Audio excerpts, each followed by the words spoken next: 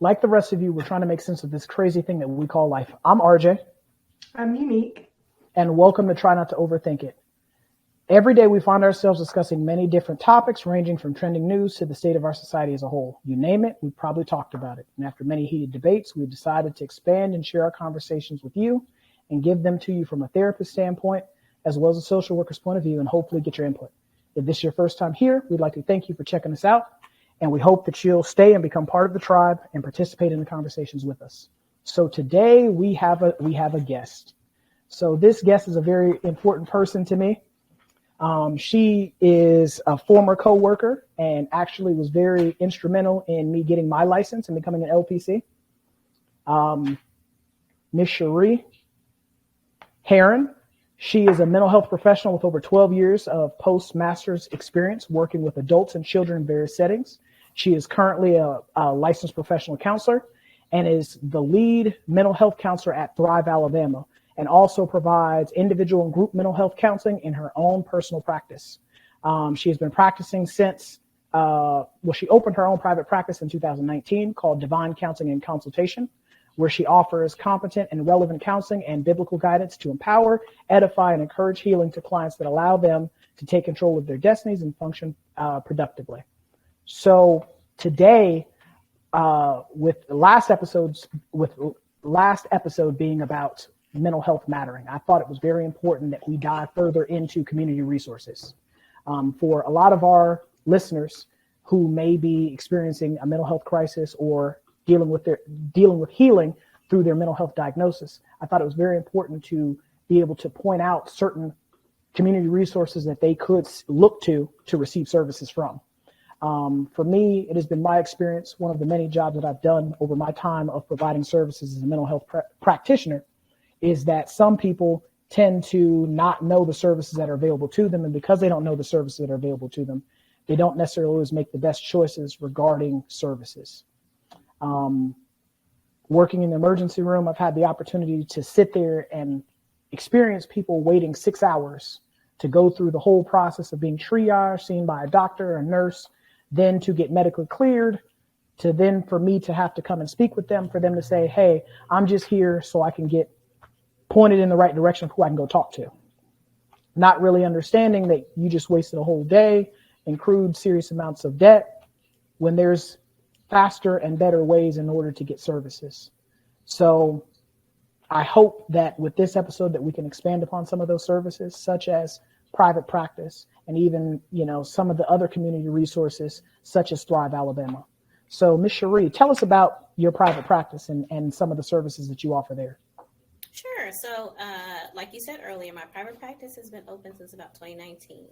And one of the main purposes for me opening my private practice, honestly, was to serve underserved populations.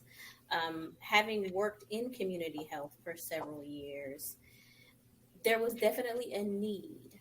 And so one of the things that I always said is I want to give back. And so there's actually several clients that I see for nothing. I have several pro bono clients that I see. And I offer a sliding scale fee based off of income for individuals that may not be able to afford other private practitioners. Okay. So was that something that you felt that, it was like your purpose to do? Absolutely. It's always, so I've always been a curious person, and that's how I really got into psychology and counseling in the first place. I always, wonder why people did what they did or thought the way that they thought. And so I took a psychology course in high school and was like, destiny, that is exactly what I want to do with my life. And private practice has always been a dream because eventually I want to be my own boss. And I want to do therapy my way and help my people. Okay. I mean, you said something that we touched on in a previous episode of our show of, like destiny and purpose. And for a lot of us, who are like trying to navigate life as a whole, a lot of us end up not really living out our purpose and our destiny. And I think that when it comes to things like healthcare as just period, like healthcare is not something you're really going to get rich in. Mm-hmm. It's not something that you're gonna get it's not super glamorous, it's not super sexy, it's not you're not gonna get a lot of praise and adulation as a provider, but it's something that like you're kind of pushed and kind of pulled into because you're moved in that direction. And for me, I definitely sympathize with that and resonate with that because I feel the same way. Even with my parents ask me this all the time. They're like, why why are you doing that? Like, do you not realize how much money you could be making doing something else? Why? Yeah. And for me, like me and my sister were talking about this, when was it? Today's Friday. We were talking about it I think it was Tuesday we were talking about it. And she was just going down the list. You know how much money you could be doing, doing this. And, for me, it's never been about the money. Yeah. I would literally do this for free. Because again, being able to be a part of someone's life and be able to help them in this current moment, in this current time, being able to, point them in the right direction and be able to see the change occur, be able for it to become long lasting, not just necessarily like a temporary change, but a long lasting change of growth and development where you recognize for yourself that, man, I got to make some changes. And in order to make those changes, I got to be willing to kind of put who I want to be, at the forefront. And that's one of those things that I feel like for mental health, that's what intrigued me is being able to understand people, and just being able to relate to people on a whole different level. And I find that kind of overlaps into other facets of my life. It definitely does. It definitely overlaps into other facets of my life in regards to being able to just interact with people in general. I understand why someone may feel the way that they feel rather than just immediately attacking it. You stop and you think about yourself. Let me stop and let me pause and let me recalibrate what I'm initially about to say. But I think that, like I said, it's very important that we understand that piece of like wanting to help people, wanting to be a positive force in other people's lives. What do you think about that, Unique? I would totally agree. I think I could second all that has been said here. Weekly, I get asked, with my managerial skills, why don't you just go into management? I like people, but I don't want to manage them in that way. I want to help them manage their own lives.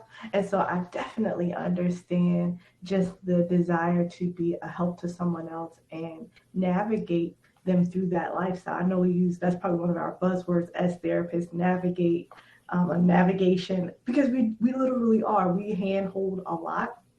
Sometimes we're the cheerleader. Sometimes we are the person showing the way. We're the trailblazer with them, but it's never our journey. We are just a passenger and on the journey with the person. And that's a privilege. I tell people all the time, it's a great privilege to do what I do every day. I don't take it lightly or for granted or think that I have all of the answers, because I don't. I too come from a community therapy background. And I wanted to just say, like, just to be able to go into someone's home and see them at sometimes their worst is very humbling. Because this person is inviting you, a stranger, in to see them at their most vulnerable space. And then you get the honor and the privilege of helping them to get to their best self, whatever that is. It might not be my best ideal for them or what I think their potential is, but helping them to actualize what their potential actually is and the good things that they see about themselves. That is worth all of the money in the world. If we could post clients, I tell clients, I'm like, look, if I could take your picture and just show you before and after, like a dentist or like a plastic surgeon, I would. Like, I can't say your name, but can I just like tell people your story, because it's captivating to just have seen people at the brink of suicide or at the brink of loss of children or loss of just self-identity or self-worth, and then to come full circle and now they are booking trips, have their kids back, are able to hold a steady job, are able to just wake up and value life again. That there is worth any six-figure position, any Fortune 500, title. It's just worth it to me. And so I totally 100% agree with everything you guys have said. And the gratitude as Mhm. well. Like when you have those clients that come back once they've gone through their journey of healing and they're so thankful Mhm. Mhm. and grateful, like that's so fulfilling as a therapist. Mhm. Most certainly sometimes too, because we get stuck. Like people think, like you said, we don't have all of the answers. I Yeah. promise you we don't. Mhm. Sometimes in your journey, we get just as stuck as you are. And so, that can create a little imposter syndrome for us as practitioners. But to have a client come back to you or in the midst of therapy and express how thankful they are for your guidance and instruction, and how much that you've helped them is so fulfilling. And yeah, it does make up sometimes for the compensation that you don't always get as a therapist. For sure. I mean, it definitely gets to a point to where at times, like as a provider, I definitely am always looking to provide the best service that I can. And if I can't provide that best service, I always look for other avenues in which I can make sure that the client gets that service. Because for us as providers, our goal is not to be superheroes or to be saints or to be angels. Our job is to educate you about what's going on with you and helping you be the best version of yourself. Yeah. And so for me working in the emergency room, I am super happy for every experience that I received along my journey as a provider, because it allowed me to compile, where services can be found, who someone can go talk to, regardless if that's with me or not. And so being able to come across things like, people who have private practice, being able to come across things like Thrive Alabama, where people can go and receive a multitude of different services, not just mental health services, but primary care services as well. Being able to point people in that direction to be able to get them the help that they need, means the world to me. Because I mean, for me, I've always been the type of person where I will sacrifice for myself in order to make sure other people are good. If we're good, that's always been my primary focus, is to always make sure that collectively we're good. And so for me, being able to network and being able to meet other people and being able to talk to other people and be able to get their fresh perspectives allows me to be able to be a better provider, because I know that if I don't have the answers, I can send you to this person who does have the answers. Yeah. If I can't provide the services, I can send you to somebody who does have the services, and not just have you stuck and you not know where to go or what to do. I think that's important, right? Because a lot of times people think of therapists as only you're sitting down and talking to someone on the couch. But when I was working in substance abuse, I would tell people all the time, I'm a resource center. I'm the one who can tell you, where to get case services if you need food. And no, I'm not a social worker, and that's not like my job as the case manager. But I know where to tell you to get these things. If you're having a crisis, this is the crisis number. If you're feeling, if you're wanting to go to grief groups, here are grief groups in your community. If you've been through a traumatic incident and you're not ready to talk about it in individual therapy, that you can go here. I gave families so many resources for just coping with having a loved one who had severe mental illness. And they're like, I'm at my wit's end. I don't know what to do. And so being able to point them in the direction of resources help them to come back, right? Because now they say, oh, I know that she gave me a resource for this. So when I'm ready for individual therapy, I can come there for that. Or if I need a group therapist, she's going to be able to help me out. So no, it's not always about sitting a person down on your sofa or in your office. Sometimes it could just be pointing them, like you were saying, in that resource of these are options that will help you to get to your next step, right? It might not finish the whole journey, but it gets you to the very next place that you need to go, right? You may, if you're sitting in the middle of the street and you're wearing a winter coat in Alabama heat, it's just, it happens. I smile because we've seen this in our line of work. But the next step might not be to get you into therapy. It could be to get you in medication management. So get you on an ACT team where you're realizing, all right, this is not appropriate attire for the winter. I mean, for the summer, this is winter attire, but I got to get you on a medication regimen so that your brain is responding to the stimuli. And then teaching the family how to respond to that, and teaching other partners in the community how to respond to that, and getting you in maybe a day treatment program. And so all of these little steps add to the bigger picture of a person's wholeness and their self. Yeah.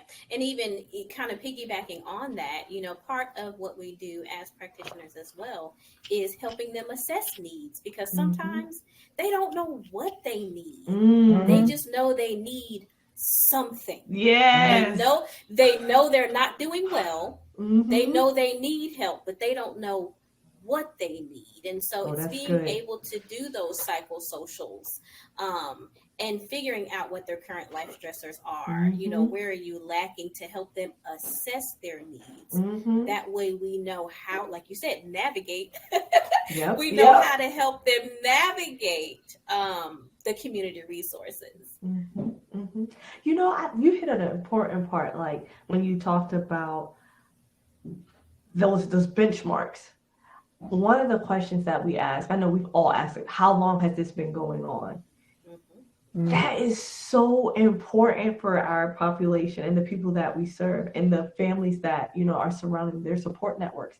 Because if someone's dealing with something for 3 months, it's different if someone's dealing with something for 3 years.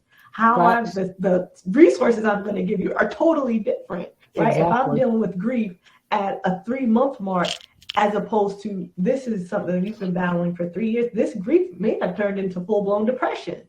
And so now we might be looking at not only services for talk therapy, but we might be looking at some medication management, or we may have to bump it up. Maybe we need to do a crisis intervention, because there are different resources. Go ahead, Raj. Or possible commitment or something like that nature, hospitalization. Yes. And see, but I think that's something that people are often shy about. I don't want to tell you how long this has been going on, but I can't really assess the magnitude of your issue if I don't know all of the details. Absolutely. I mean, I always tell people all the time, yes, we treat your mind, but we can't read it. And so because I can't read your mind, this is completely judgment free. Anything we talk about is going to stay right here, unless it is something where either your life or someone else's life is going to be in danger. Right. We'll talk about it. We'll navigate through it. We'll process it. And like Cherie was saying, sitting down and doing those psychosocials, because things become real when it's written down on paper. It's one thing to say that I need something, but it's another thing to see that I need something. It's another thing to recognize, like, once it's on paper, like, oh my God, like I've been dealing with this for 6 months to a year or a year and a half. Oh my God, like it makes it real for people. And so for me, with the advances of technology, most people do not sit down in front of somebody and they're having a conversation with people. Even like with my coworkers, I tell them all the time, like I have case managers and I've been training them. I was like, we're not using computers. We use paper and pencils. And they were like, why? It's faster to do it on a computer. I said, yes, it's faster to do it on a computer, but it's also impersonal to do it on a computer. You can't see what the other person is writing because, again, they're sitting across from you. There's a screen in between you and them. Now, I do believe in, concurrent documentation as well. But also when I know that the person is in crisis, it's more important to me to form that connection with them through making the interaction personable by sitting down so you can see I'm sitting next to you so you can see what I'm writing down. Because it's time and place. Yes. Time and place. You know when to use it, you know when not to. And for a lot of us, it get you can get caught up in the rigmarole of like trying to get documentation done and stuff like that. But again, like when a person is truly in a crisis, like to me that goes out the window. Like productivity, documentation, that goes out the window. Now please understand, I like to get paid, so of course I'm gonna do the documentation. You can't get paid if you didn't document it. So, I don't like working for free, so I will document. But also at the same time, I want to build that relationship and I want to help you in that crisis. That is far more important to me in that moment than hitting a productivity marker. And that is where you develop those bonds and you develop those relationships, is when you're willing to set yourself aside to be able to help another person. And in with today's society, mental illness and talking about mental health as a whole has become much more open and much more acceptable. Yeah. Whereas before, people would just kind of whisper about it, or people would kind of just talk around it, or not be as open. And a lot of people would suffer in silence because of it. Yeah. Like literally, like even for me personally, like there are times like where I don't always feel my best. At times I tend to dress the way that I feel. So if I'm feeling myself, I wear vibrant colors sometimes, like if I'm really feeling myself. Which is a shock. And vibrant colors. And when I'm not feeling myself, sometimes I may dress like I'm going to a funeral. Like I wear like gray and black are my favorite colors anyway. But if I'm wearing those every single day, there's something not right. And so like I had to get to the point to where, even for me as a provider, had to get to the point to where I had to recognize that it was okay to talk about how I was feeling and what was going on with me, instead of internalizing everything. Because for a lot of us, we think that, we can just ride the wave and eventually I'll get out of this funk. And that's not always the case. Yeah. Sometimes you get taken over by the wave, and next thing you know, you drown. You drown and you can't swim. People forget that we're not only dealing with your stuff, we're dealing with our stuff too. So we deal with your stuff and our stuff at the same time. Right. And the next person's stuff. Right. We be struggling sometimes. Yep. And so for me, just being able to have the resource to be able to talk to other people, to be able to, because like when people think of mental illness or having a mental health crisis, everybody thinks the same thing. Everyone thinks, what they've seen on television or what they've seen in movies. Everyone doesn't experience it the same way. Yeah. Even two people who have the same diagnosis don't experience that diagnosis exactly the same way. Absolutely. I always go back to part of our jobs as providers is to educate people, educate you about what you're experiencing, and then actually getting to the root cause of why you're experiencing that, because it defeats the purpose of us pointing out, hey, this is the problem, this is why you're depressed. And then we're not addressing why you're depressed, and even for me working in the hospital setting, explaining to people, like for me, I like to use cartoons or even animals, to make a point. And so I remember one particular time, this one client, I'd say 2 to 3 weeks, they're back in the hospital again. And, I could literally set my watch to it. This weekend, this person will be walking in. And so eventually, we worked on the weekends. We worked 2/12. So Saturday, I work from 7 a.m. to 7 p.m. and Sunday I work from 7 a.m. to 7 p.m. And so we're just sitting there. It's hard to not have a conversation with someone when you're locked on a unit with them for 12 hours. Right. So we're sitting around and we're just talking. So I was, just like, hey, why do you keep coming back? Like, what's going on? And, he was going through what was going on in his life. And I explained to him, I was like, you realize that we as human beings, we can't be turtles, right? And he's like, a turtle? What do you mean? I said, when you take a stick and you poke at a turtle, what does it do? I said, exactly. I was like, the hospital has become your shell. So every time you go through something, every time things aren't going the way that you're going, problems come out, you draw right into your shell until life isn't like, animals or whatever that's coming at the turtle where I can't get at the turtle and eventually I lose interest and go away. Those same problems that are out there that you're drawing away from, they're still going to be out there. Regardless of how long you sit in here, they still going to be out there. So your wife leaving you, your bills, whatever's going on, it's still going to be out there when you get out. So it's just better to just go ahead and address it and figure out what you can do to, better, handle it than just coming in here and just getting a pause or a timeout from it. And yeah, I even tell that with clients who are doing outpatient therapy. Like, don't go to therapy for 2 weeks and then I don't see you for 6 months and come back again. Then life is in crisis again. If you come consistently and learn your coping skills and how to utilize them, every 6 months life won't be chaotic. Facts. Yep. You can't treat therapy like a microwave. You can't just come when you need to reheat something and then leave. We are not a Rite Aid or a Walgreens. We're No. not your neighborhood pharmacy where you go for an over-the-counter fix No. and then boom, it's just gonna be better. I've told clients, I'm with you, Cherie. I was like, look, this whole once a month thing ain't working for you. Because I'm not a venting spot. That's what you have friends for. You don't pay me to vent. And she's like, oh, I said, did I say that out loud? I did. You don't pay me to vent. I mean, therapy is almost the same thing as going to church. Like you can't be sometimey if you're serious about having a connection with whoever you pray to. Yeah. Like if you're serious about having that connection and developing and growing in your faith, however you worship, you got to participate in it consistently. And so for a lot of us, when it comes to things like therapy, or it comes to things like, counseling or whatever type of service that if you want to get better, you want to be better for an extended period of time, you got to consistently participate in it. It can't just be when I'm at my worst, now I want to pray. Mm-hmm. When things aren't going good, Lord, please save me from this. It can't be that. You got to be praying at the beginning, the middle, and the end. Yeah, But I think that's because, like what you said before, that's where that education comes in, teaching people the difference between a crisis and an illness. Yeah. You're coming to me for crises.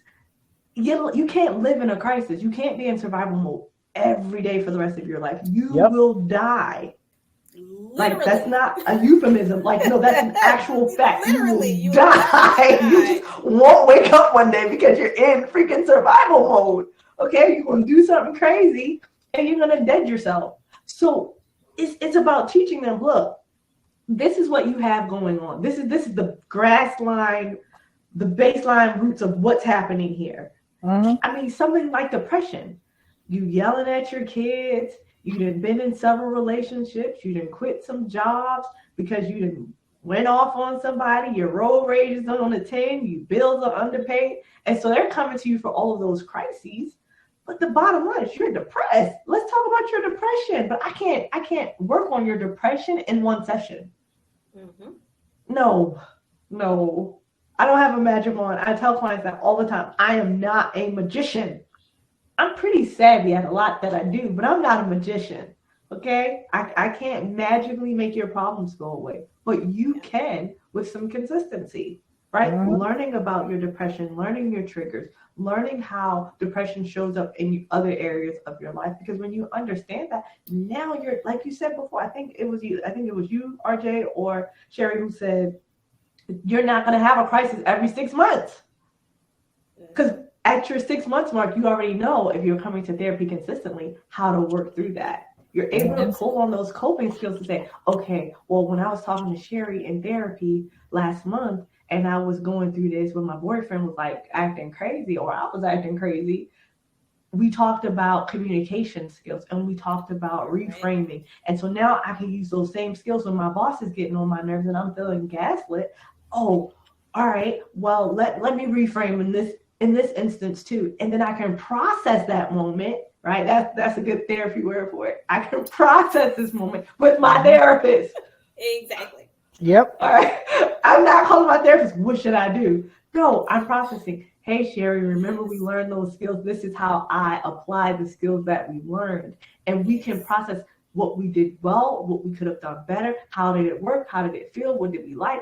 How can we use that going forward for the rest of our life? Yeah, I mean, that's one of those things where, like I was saying in the very first episode, well, last episode that we were talking about this, when it comes to participating in services, it's like sitting in front of somebody completely naked. Mm-hmm. There's nothing to hide. There's no place to hide anything because you're naked. Yeah. And so when you come into it from the mindset of coming into it, where I'm naked, everything's out there. Now, again, as your provider, we're not going to talk about everything. There's just certain things we're just not going to talk about. If it's conducive to moving treatment along, yes, of course, we'll talk about it. If it's just something where you're just trying to make conversation, no, we're not talking about that because that's not what this is for. But when you actually consistently participate in the treatment, again, you'll see progress if that is what you want from it, because treatment is what you want of it. Everything that we do in life, it's what you make of it and it's what you want of it. You could be working the worst job, but if your mindset is a positive one, it could be the best job. Mm-hmm. And same thing when it comes to participating in services. It's what you make of it, is what you focus your mind on. If your goal is to come into therapy or come into treatment to become better, if you put forth the effort, you'll become better. Yep. You'll become better. But again, the effort is with the person who is experiencing whatever they are experiencing. Because again, I can only match your energy. Because our forms of reality are different. And because our forms of reality are different, I can't make you want it for yourself. And so that's where, for me as a provider, I'm constantly always looking at ways in which I can revamp, and jazz up and add some new seasonings or whatever you want to call it to whatever services I'm providing, because I don't want to become stale. I don't want to become stagnant. I don't want to keep giving you the same answers, or the same thing I said to this person, I'm saying it to somebody else. I'm constantly always looking at where I, as a provider, can become better. Because again, if this was conversely, we swapped roles, I'd want you to be doing the same thing. Yes. I'd want you to be doing the same thing. I'd want you to kind of care about what you're saying to me, or care about what I'm thinking about what you said to me. And like I said, with times being changed and people have become more empathetic and sympathetic to other people struggling, you start to see people are starting to take more steps towards making sure they're a whole, complete person. Because for most of us, we're walking around and we're only a part of who we should be. Because, I look good on the outside, but on the inside, it's bad. Yeah. And it's not until you're around this person or you really get a chance to know them that you recognize how bad it is. Because for me as a provider, and I've talked about this in other episodes, where for me, I feel what other people feel. Like, I get to the point to where I have to completely step away from other people because I feel how they feel. If they're having a crappy day, it makes my day crappy. I could be having a crappy day, but they're feeling themselves. Guess what? I'm feeling myself now too. It's like I'm feeding off of that. And so you get to the point to where sometimes you have to kind of separate yourself from other people because of that. But it also makes me say, there's something not right here. Because something's not right here. Hey, come here. Let's sit down and talk about it. I know you want to talk about it, but there's something you ain't your normal self. You're not your normal self. Let's sit down and let's talk about it. Like, there have been times, like, just random people, I come in contact with them and I feel it off of them. Like, I feel their energy is not right. And we'll start talking about it. And then just like, oh my God, I feel better because I talked about that. I remember one day I was at the hospital taking a client to an appointment, and we went to the lab. And so the phlebotomist was doing their blood or whatever. And I could feel it. Something was wrong with her. So I said, how are you? And she's like, yeah, I'm all right.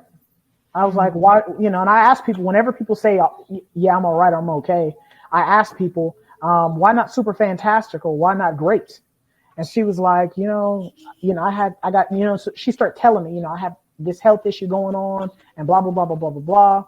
And by the end of the conversation, after she had finished drawing his sample and everything, she's like, that made me feel better to just talk about that.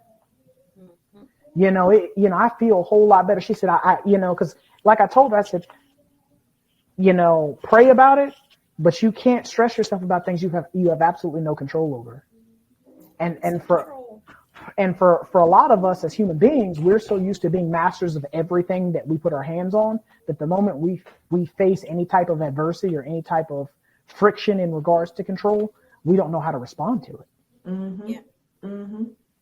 And even with that, RJ, that made me think of something. How, although we as individuals are not going to have the same problem per se, one thing that I can say that I have noticed in therapy is that the themes of what people go through are almost identical. That's People struggle with relationships. They struggle with their thinking patterns. They struggle with how to manage their emotions. Like, although people don't go through the same thing, those are so present themes that a lot of people struggle with. And I think that's encouraging. I mean, some people might say it's a bit crazy to think of it that way, but when we are doing therapy, to even tell a person, you're not the only person. Like this is not abnormal behavior. People go through this. Absolutely. Okay, I go through this. Absolutely. You go through this. I have other clients that I'm working on the same things with. So what I'm telling you is not something I just thought about because it sounded nice to say today. No, this is stuff that actually works. You know, these are actual problems that you have, and these are actual solutions that we can work towards. Let's figure out which one works for you. Most definitely. I mean, that's what I like about group therapy in contrast to individual therapy, because group therapy promotes universality, meaning that we all are going through this. Somebody else in this group is either going through what you're going through presently or has made it to the other side of it. Yeah. So you can learn from them because you watch them navigate through it. And most people, if you're smart, you don't have to experience something yourself to recognize it's not a good idea. So I recognize, oh crap, if I step over here and I go too far left, I step in a hole and I break my leg. But if I watch somebody else do it, or they tell me not to go over there, hey, I'm gonna go in the direction they lead me. And so that's what I love about group therapy, is the fact that you get to recognize that there's nothing wrong with you, that it's other people who are going through the same thing as you. And for a lot of us, we start thinking that there's something wrong with us. You know, that I'm broken in some way, I'm defective in some way. It's only me. It's only me. And I mean, yes, you know, my mom told me when I was a little kid that I was so special, but I ain't that special where I'm the only person that experiences these problems. Listen, so, my name is unique and I'm still not that special. That was cute. I love it. But those are things, and that's where, like I said, like for a lot of us who come across people who are in some sort of, you know, transitional phase, because that's what I like to call it rather than being a crisis, transitional phase. You know, when someone is in a transitional phase or dealing with being unwell because their symptoms have gotten the best of them, you know, I'm always looking at, hey, you know, where can I navigate them to? You know, rather that be group therapy, rather that be individual therapy. Hey, let's sit down and let's find you the best option that you can afford for your money. Because again, everyone is not wealthy. And because everyone is not wealthy, medicine, regardless if it's life-saving or just maintenance, it's a business. And with it being a business, you know, trying to get someone the best money, you know, the best that their money can afford is something that I prioritize, because it doesn't make any sense for me to put you in something, push you to somebody, or point you in the direction of something, knowing that you cannot maintain it once you start it. Absolutely. I'm actually doing you more harm than help if I do that to you. Come on.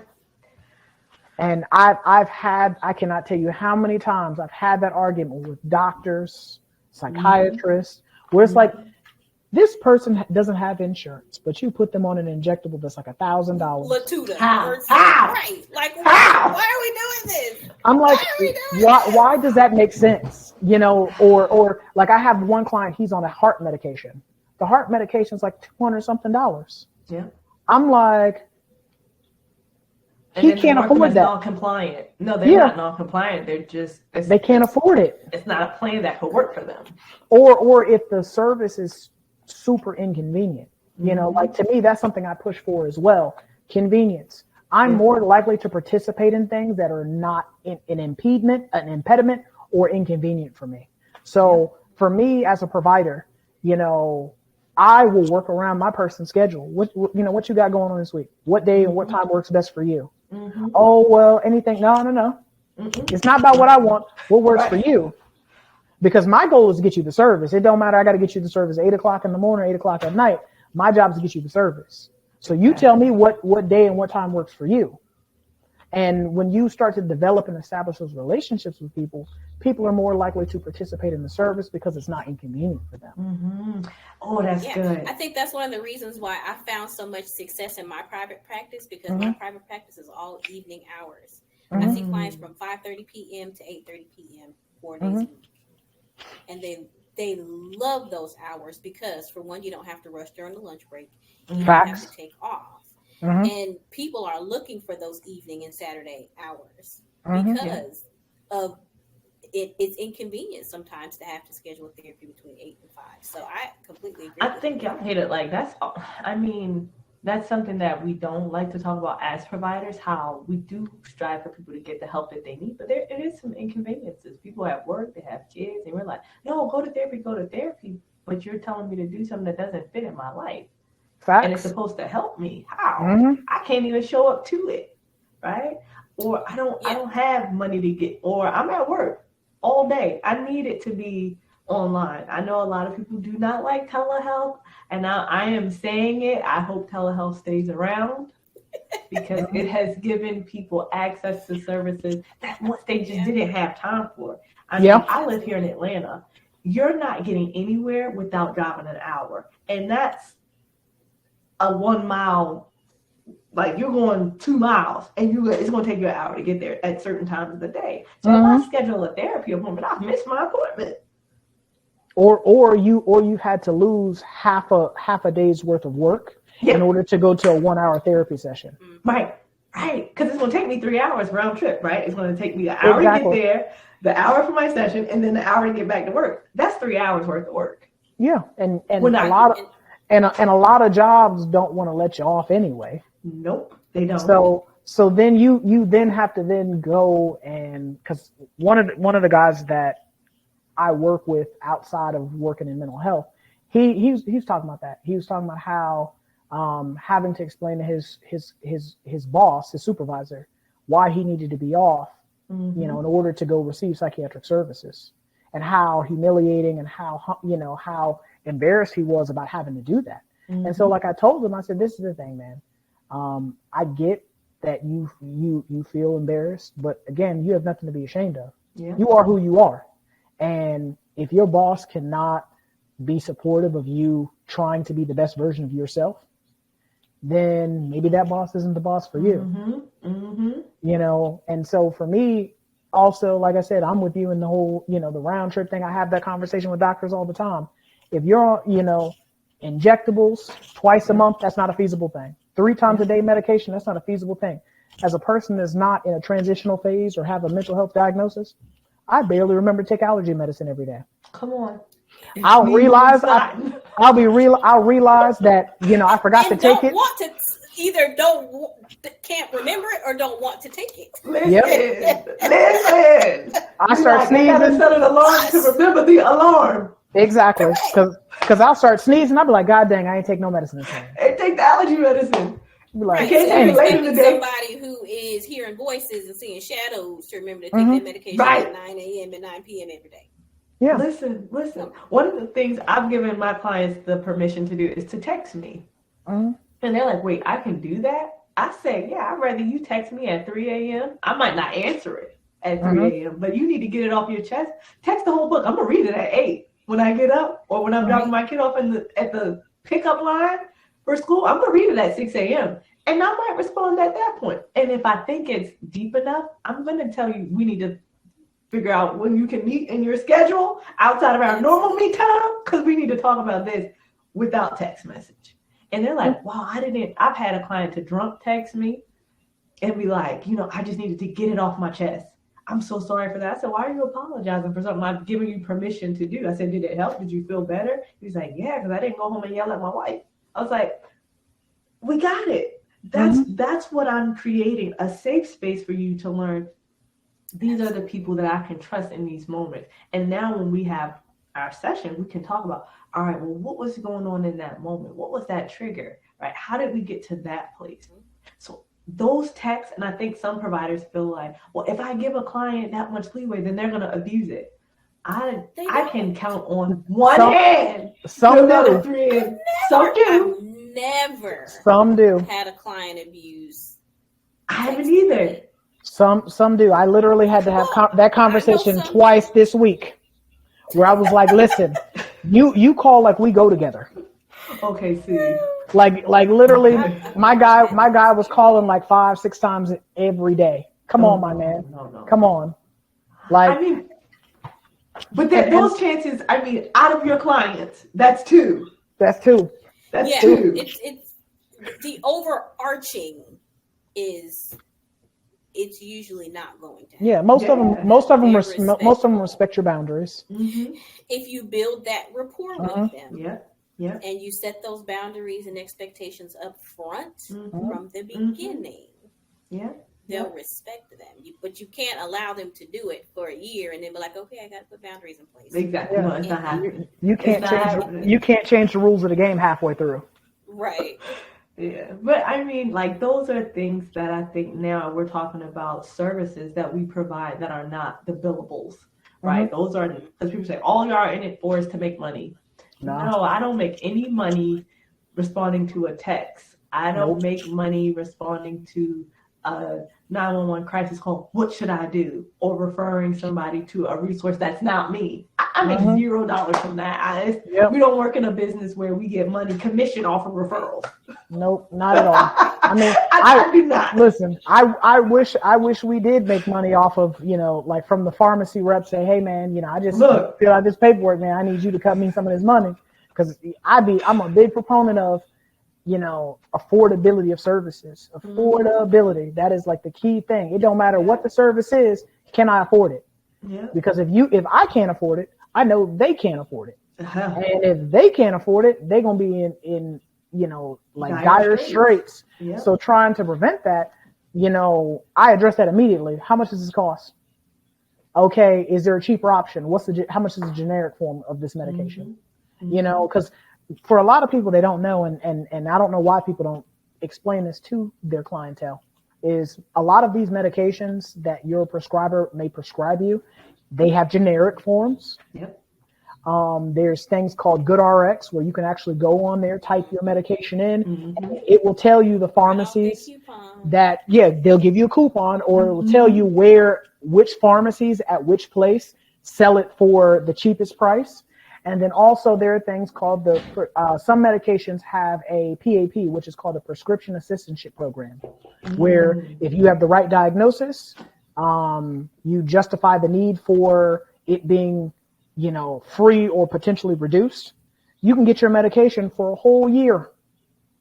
Oh, that's free or at a reduced cost. So instead of paying $1,000, you might pay $20, or you might pay $15. Mm-hmm. Some of the medication, you might get it for free. Yeah. So just being able to explain that to people, you can see just the burden just lift off of them. Yeah. Being able to explain to people that, hey, in pretty much every metropolitan area, there is a community mental health center. Yeah. Mm-hmm. So literally you moving here from Michigan and just deciding, hey, I'm going to move here. You sat in the emergency room all day Mm-hmm. for me to give you a piece of paper to say, hey, come to your local community mental health center 5 minutes from where we're at now. Right. I'm just like, I could have saved you a whole day. But a lot of people don't know that because, again, mental health has not necessarily been a thing that people speak about. It's not something that people are readily invested in or people readily understand until in the last, I say 5 or so years, because you have more and more people speak about that. One of the things that I always speak about to my clients, especially people who are higher functioning and are just necessarily going through that transitional phase. There are a lot of famous people that have a mental illness or have experienced a mental health crisis that you would never even know unless they told you or you were part of their treatment. There's so many famous people, and people don't believe me until I go to Google and we start scrolling the pages. Yep. I remember that movie. I remember seeing them on that show. I remember seeing them on that magazine cover. So if they can function, you can do it too. Yeah. That, or we see them in the headlines because they've completed suicide. Mismanaged. Yeah. And I mean that's something that in explaining that piece to people as well, even like with the court commitment process, explaining that process to people too. Like that is only a worst case scenario. Mm-hmm. You were so unwell and you cannot be managed in any other facet than for that to occur. It is not something that anybody wants to take lightly. It's not punishment. It's not a timeout. It's not a boot camp. It's not none of that. Nope. You are to the point to where you are a threat to yourself or others. And because you are a threat to yourself or others, the fear is that you will either hurt yourself or hurt somebody else in the process of trying to hurt yourself, or you are so unwell that you don't even recognize what's going on around you. Mm-hmm. So you may do something that you may not even remember. Yeah. And that occurs more often than not, where people are so unwell, they are out of touch with reality. When they come in on day one, they're a whole different person than who they are on day 35 or day 45. They don't even, you're talking to them about it. They're like, I didn't do that. Right. You're like, yeah, you did. You did. Yeah, and that's sobering for them, Take- right? Because Yeah. you got right. I got that paperwork when you came in, the police report of how I'm you like, got here. I'm like, would you like to see the security footage of you beating up the staff? Yeah. Oh my God. And then like, I remember one client, he was a college kid. He was in college, played football. And I mean, I was across the street. They called me. By the time I got into the building, he had wore them out like a cheap pair of Walmart shoes. I mean, he beat the brakes off of them. And so like when we were talking about it, we were sitting down and we were playing chess and we were talking about it. And so he's like, man, I didn't do that. I'm like, yeah, you did. You did. I said, you see his face? His black eye? I said, you gave him that. He's like, nah, man, you lying. I was like, nah. I said, I asked my manager, he'll show you the tape. Showed him the footage. He's like, oh my God, I'm so sorry. Yeah. He said, I don't even remember doing any of that. He said, I'm so embarrassed. And I was like, it's nothing to be embarrassed of, man. You know, it happens. It happens. What's important now is you're better now. That person right there is not who you are now. And that person who you are in that footage doesn't have to be who you need to continue to be. Yep. Because some people, they will, for as much as we as providers provide the service, you will have some people choose to go the exact opposite. Yep. Can't save everybody. You know, rather that be through circumstance or, you know, they just make a choice. And I mean, for me, that is probably the only downside is that you're not able to save everybody. Yeah. You're not able to help everybody. Yeah. And that's a realization I even think as therapists, we have to acknowledge and come to terms with. Because, you know, when you first graduate, you think you just go out here and just save everybody until, you know, you get that first client who is just not willing to change, doesn't want to do it, or, you know, you get your first court order that's just there because they have to. And when you start taking it home with you, and it starts interfering with your life, you really have to come to that realization that your role is not to save the world. Your role is not to save everybody, and you're not, and that's okay. Yeah, and I mean, I think too, this is why it's important to teach people about your role in their life, right? And because it's a reminder for us, my role is not to be in your life forever. Having lost clients, they literally died, and having to tell their families, this is the wallet. This is all that your loved one has been reduced to, is a wallet or a few outfits, and to like have to put them to pieces. Well, what can you say? I said, unfortunately, they were in your lifetime for however long they were. I was only here for a few weeks or months. That was my exposure. And but as a therapist, that's something that you have to process while you still give therapy to the next person. And you have to keep reminding yourself, I am here for a time frame. It might be a week, a month, and as long as I'm here, I want to be the most impactful while I'm here. It might not save you, but at least you knew. I had to get to sleep knowing I told them. I said it. We confronted the hard issues. We talked about it. They knew their resources. They knew what was available to them. They know where to get help. Even if they don't choose it with me, they know where to get it. Because I think I lost 7 clients in 1 year, like to death in substance abuse. 7 died, like on Christmas, New Year, and like big stuff. I had I think my youngest was 20, 21. And his mom just called me and broke down in tears, and to have to tell her, I'm sorry. After a while, it started to take a toll, and people say, well, how do you keep showing up for work? I said, because I got to make sure I'm telling the next person, hey, there are resources out there. Even if this is not the program for you, I don't care. Just get it. Okay? You get it for you. Not for me, not because, you know, they used to call me Miss Unique. Miss Unique wants you to be better. It's not about me getting you better. I'm going to go home and sleep every night. Okay. You have to get better because you want to be better. Mhm. I don't want to read about you in the obituaries. I don't want to have to view your body and, tell them what to write on the toe tag. I just don't want to do that. But that's up to you. Mhm. That's up to you. And so, as providers, checking in with our community is important. I've Mhm. had to call other therapists and say, I just need to vent about my day today. I Yeah. just need some silence. Just sit on the phone and be quiet with me today. Like, why? What happened? I'm not really ready to talk about it because I have to process what happened, the magnitude of it. But checking in with our communities are important. Giving ourselves the time and space in those moments to be silent. And like I think RJ, you talked about it earlier, kind of stepping back so that we can decompress and to refocus because of the heavy work that we do for our clients and for the people in our communities. It's important, and I think when our clients see that, it helps them to know how much we actually care. Yep. I don't want to take some of this stuff home, but some of it, especially this is why I don't work with kids. I love kids. I ain't working with them. I ain't getting a check for them. Because the separation just ain't there. Because now I want to drag your mama, but I can't. Because now I got to send you back home. And I know why you the way you are.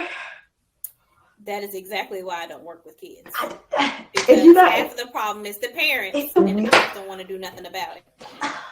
Well, So I said, nope. Well, I see teeing up.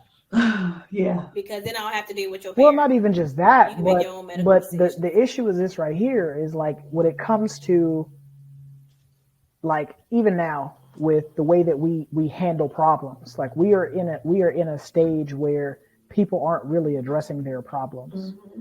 Instead, we're in a stage where there's a pill or Yeah. there's some sort of treatment that you can do rather than address the root cause of the problem. Mm-hmm. Like I've had coworkers where instead of addressing why they're overweight, well, I'm just going to get the tube or the gastric bypass surgery or some other weight loss surgery instead of addressing the reason why you ate to the point to you're at this particular weight that you're unhappy with yourself. Mm-hmm. And it's the same thing with addressing problems. We want to pop a pill or do certain things instead of addressing the root cause. And I mean, like now we're at a point to where now people are starting to become more aware. And people are starting to become more aware because and it's bad, but it's good at the same time. Because I always try to look for the silver lining in things. No matter how bad something is, I always try to look for the silver lining in things.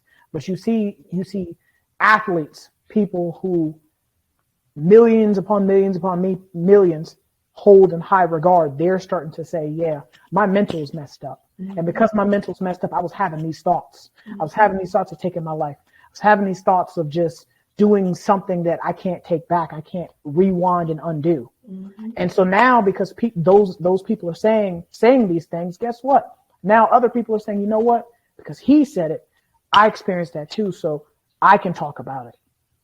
Mm-hmm. Him talking about it or her talking about it made it okay for me to talk about it. Mm-hmm. And so now you start to see people, instead of avoiding their problems, or like I was saying in my case where I'm just kind of riding the wave until I just eventually feel better, people are starting to say, I got to get off the wave. Yeah. And let me go sit down and talk to somebody. Let me address why I'm in the wave instead of just riding it. And that's where we are now. Like I was watching the Joe Rogan Experience. It was maybe about a year or so ago, maybe 2 years. And he had Dr. Phil on there. And so they were talking about people being addicted to pain medications. These are medications that your doctor is prescribing to you. Mm-hmm. So if you get your wisdom teeth cut out, or you break a bone or something of that nature, or you had like some sort of surgery, they normally prescribe you something that's controlled. Mm-hmm. And so Dr. Phil was explaining, he was like, hey, most surgeries nowadays are not that invasive. Yeah. You know, you can't subsist off of maybe some ibuprofen or some Aleve or some Advil. You know, some of these medications can become habit forming. And so you have some people where it started off innocuous and yeah, I was on this medication because I was in pain. Then your body starts to crave that medication.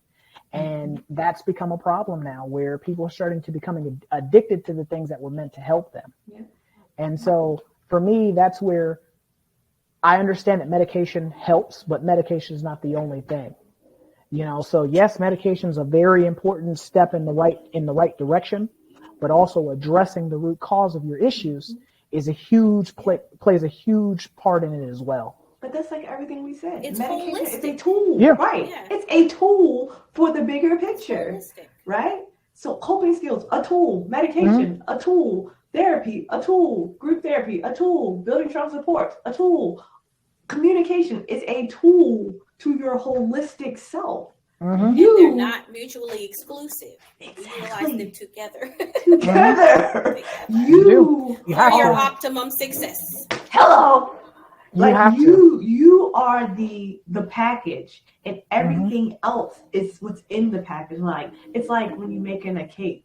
If I just add flour and vanilla and butter, I'm not gonna have a cake. I might have something else. I might have some other things, but it's not gonna be a cake. If I throw some chocolate chips in there and I put some baking soda, I still might not have a cake. I'm gonna have some bomb ass chocolate chip cookies. But it ain't gonna be a cake, okay? And we have to think of our lives the same way. We as a person, there are certain things we need to make us great. I had a client to write out a recipe of what makes her. She was like, wait, what? I said, no, I need you to put everything in there that makes you who you are the best part of you. And so I was like, you're gonna put 1 cup of self-confidence, 2 cups of a pinch of sass. I said, because when you start to see yourself in that light. Did you say a pinch of sass? A pinch of sass. You know I was gonna give it sass. You know I was gonna give it sass. Okay, it's like the salt. Pinch of sass. Right. It's like the salt that's just gonna make it. It's gonna kick that thing up a notch. Hello. Because you will be flat. I can't have no flat personalities. I tell my clients to keep it real. I'm gonna keep it real with you. Keep it real with me. Okay, don't be out here being half of yourself. Be your whole self, but be healthy. Mm-hmm. But when you have that, when people are able to think of themselves in ways that they're actually able to put their hands on, if it's a guy and he's into cars, a car. The person who's involved with work, the employees, the managers, and the owner. Think of it how you need to think about it. I'm not just me because I'm me. There are things that make me me. And when those things are not present, when those things are broken, or when one thing is off, I'm not me anymore. Yeah. I'm a version of myself, but I'm not me. And we want to teach people how to be them, be their healthiest self. And I use that all the time. It even drives me crazy. I'm tired of saying your healthiest self. But it's true. Yourself needs to be your healthiest self. Yeah. Not your happiest self, not your joyous self, not your most peaceful self, your healthiest self, because you're not always going to be happy. There will be times of contention where you're not at peace. And those times are okay. And those times are okay. You can be healthy, though. You can be healthy when everything else around you is falling apart. And you can have great perspective, healthy insight, great affect, right? Awesome communication. You can be healthy in that. Grieve from a healthy standpoint and recognize this is a grief pattern. I'm not depressed. I'm grieving. We talked about this on our last episode. Develop healthy emotional language, right? To be able to go from I'm sad to I am disappointed. Right? Stop reaching for the low-hanging fruit. I be killing that feelings wheel. Listen. Pillow right behind me. I have a pillow, a big old rectangle pillow with the feelings wheel on, and I'll hold that thing. All right, pick a feeling, because I feel some kind of way. Ain't a feeling. Come on. Pick a feeling. Identify a feeling so that we can appropriately process it. Yeah. And because by you being able to appropriately process it allows you to be able to appropriately communicate it to other people. Because that's react to it appropriately. Yeah. That's the main thing. Like there's dots, and you have to kind of connect the dots in order to get through those things. Yeah. I remember being a little kid, and not a little kid, I guess, in my teen, early adulthood years. And I had a mom. If you're going through something, I have a Black mama, so you can't be mad at her house without talking about why you're mad. Well, girl, why are you mad?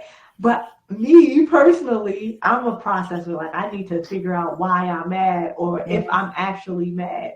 And when I was able, I think through just the work that we do, learning how to communicate that was so empowering to me to be able to say, I don't know what I'm feeling right now, but when I do, I can tell you. Because now when I'm able to tell you, I can communicate the help I might need. I can figure out, oh, you know what? That was just a me thing. I was just irritated. I was hungry. I wasn't really bad. I just needed to eat something. My hormones was out of whack. It had nothing to do with you. I just had a bad day. Or you disappointed me. I think when we are able to put those actual words, like you're saying, from the feelings wheel, when we're able to put a pin on it and do that and not feel rushed to do that and actually process and give ourselves time to feel all of it, now I'm able to correctly put the eyes and say, all right, well, yeah, if I was disappointed, now I'm able to have a dialogue with somebody about what I was disappointed. What were my expectations to begin with?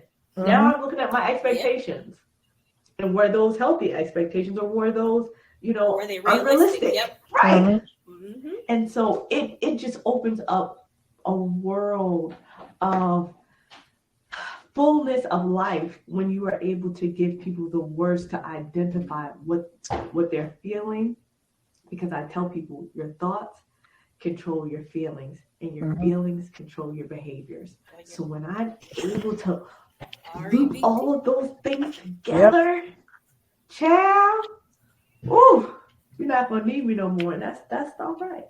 Yeah, that's okay. A-okay. Refer me to your friend. Yeah, because again, our jobs are not to domesticate you. Yeah. My goal is for you to be the best version of yourself, regardless if that's with me without me. Yep. My goal is to get you, be the training wheels on the bicycle and let you kind of roll up, slowly the training wheels come off and you're able to ride all by yourself. For you to take the lessons that we've learned and for you to begin to start to apply them. Yeah. And there have been times where clients will even write down stuff that I say. Then they'd be like, they be taking notes and say, flipping through that notebook. I love to see three the sessions notepad. ago, you said. Exactly. I love it. They do, and then they'll go back and say, you know what? I remember you said this on this day, and I started to get mad, and I remember, what would RJ say? Right. So you're talking about, I heard you, and your voice in my head saying, be like, my voice better be in your head. All right, I like it. I'm down with it. What would RJ say in this moment? And so I remember you had said not to do this. And so I heard you in my head telling me not to do it. So I didn't do it. And things worked out okay. Right. And they be so excited to come and tell you too. You be so proud of me. This happened and I heard you in my head and I didn't do it. And it's a proud moment, I think, for both of us, because then that shows me, one, you're listening. You're paying attention. You have digested the information and you have appropriately applied it. Yep.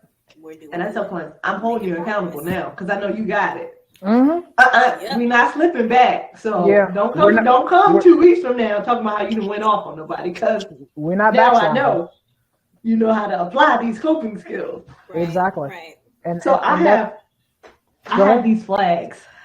I use these in therapy because I'm virtual and I can't just call people out in private, like in person. So my red flag, like on Instagram, I don't know if y'all remember, they had that thing going on. It's like they were putting red flags on everything. So I made a red flag, and then a white flag is for a question. So if something has happened with my clients and we've worked on something, I was like, I'm about to give you a red flag. They're like, I already knew it was coming. Really? I was like, you knew it was coming. You knew. And so they're like, you need to send me them red flags. My family cutting up. I need some flags. And so, but that's one of the cool things we're able to dialogue and talk about, where it's a buzzword when they are going through things in life. They're like, I had so many red flag moments. And I just knew you was going to throw it, but I have to get it off my chest. This is how I handle it. I know it wasn't the best way to handle it. Mm-hmm. Now that I'm hearing it out loud, I could have did it better. Mm-hmm. And so I said, all right, I ain't going to give you the flag, but let me give you the white flag to say, how would you have handled it? Let me ask the question. How would you have handled it if you could have had the rewind button? And so I love being able to empower people to be their best. Mm-hmm. Like, I'm going to celebrate you. I'm going to be on your neck, but I'm going to celebrate you, like, along the way. Yeah. I want you to win. You winning helps me feel like I'm winning. Mm-hmm. because it's working. Like Sherry said, I know you're processing that. I know that it's sunk in. I know you've taken ownership of it now. These are not just treatment plan goals that I've written down arbitrarily saying, oh, okay, these are things we can work on sometime in your life. No, you've taken ownership. These are my treatment. This is my treatment plan. These are the things that I want to accomplish. This is how I want to see myself grow. And when they've taken ownership of that thing, it becomes beautiful. And like I said, I used to tell people all the time in substance abuse, from the day you come in here, I'm working on your discharge. Facts. And they say, oh, why you had to say it like that? I said, because when you discharge, that means I did my job. Yep. You no longer need me. Successfully discharged from me, I know you can handle it by yourself. Yep. No, are you going to be my therapist forever? I said, no, that means I failed as your therapist. My goal is for you to be independent, for me to know you can handle it. Now, if you have another problem, sure, I'm here. But for this one, no, we're going to finish this one. Mm-hmm. And you're going to go and you're going to be successful. I definitely agree with you in that. I definitely for sure agree with you in that. We're going to put a pin in this conversation right here. I am definitely super thankful for you joining us this evening, Miss Cherie. Yes. Definitely super thankful for it, because again, like I said, for me individually as a person, I would not nearly be as great as I am today if it wasn't for you. Oh, stop. Because you have on more than one occasion kept me from doing stuff I knew I should have been doing. So again, Can I leave the people with one thought? Yes, ma'am. Go ahead. And something to consider. Uh-huh. Sometimes people don't know what resources are out there also because they don't look. So True. they automatically assume that therapy is going to be too expensive, so they don't look. Mm-hmm. But you have to realize that there are a lot of private practitioners who offer sliding scales. Mm-hmm. The biggest thing is you have to ask and tell people what your circumstances are. More times than not, they are going to be willing to work with you, but you have to open your mouth. Yep. In looking at resources, the first step is looking. Because you can't find anything that you're not looking for. That's good. And you have to be willing and open to receive what you actually find. Yeah. I definitely like that. I wholeheartly agree with that. I'm gonna use that too. I know. Look, I'm write that down. I'm write that down. You're only gonna get as help as you're willing to look, honey. Yep. So I want to thank you guys for checking us out. If this is your first time here, I want to encourage you to like, subscribe. We are on YouTube at Try Not to Overthink It, as well as Anchor, Spotify, and Apple Podcasts. And so this is Try Not to Overthink It. We're going to sign out until the next episode. Later. Peace.